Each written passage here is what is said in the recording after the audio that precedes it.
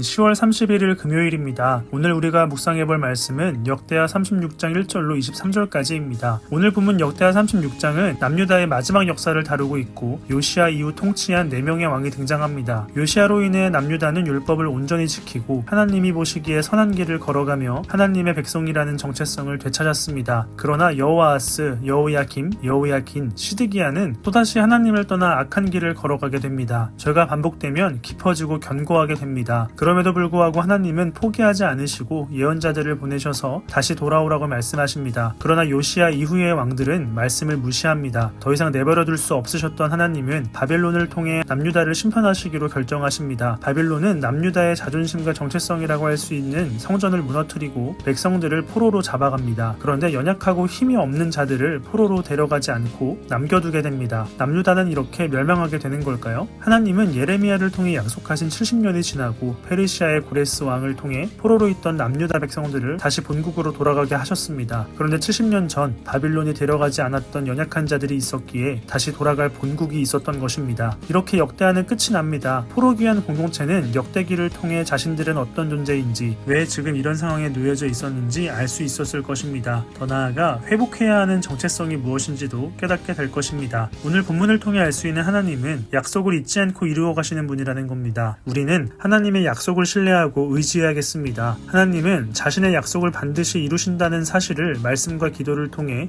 지속적으로 확인해야 합니다. 역대하, 그러니까 솔로몬 이후 분열왕국의 역사를 통해 우리가 확인할 수 있었던 것은 하나님의 뜻을 온전히 따랐던 왕은 한 명도 없었다는 것입니다. 그럼에도 불구하고 하나님은 약속을 지키시기 위해 계속해서 설득하시고 다독이시고 혼내십니다. 이 사실이 우리에게 큰 힘이 되고 위로가 되어야 합니다. 오늘로써 2025년 가을 말씀 묵상 영상이 마무리되었습니다. 이번 묵상 영상의 주제가 아이덴티티였습니다. 우리가 한 달 반 동안 확인했어야 했던 것은 계속해서 하나님을 떠나려 했던 왕들의 모습이 아니라 약속을 잊지 않고 이루어 가시는 하나님이었습니다. 우리의 존재를 이런 하나님으로부터 확인해야 한다는 것입니다. 깊어져가는 가을, 지금 당장 도파민을 위한 선택을 하는 것이 아니라 반드시 열매를 맺게 해주실 하나님을 바라보고 말씀 앞에 꾸준하게 나아가는 청소년부가 되기를 간절히 소망합니다. 손전에 오늘의 감사한 줄 묵상 영상 제작을 통해 매일 말씀 앞에 나아갈 수 있음에 감사합니다. 여러분들의 감사한 줄은 무엇입니까?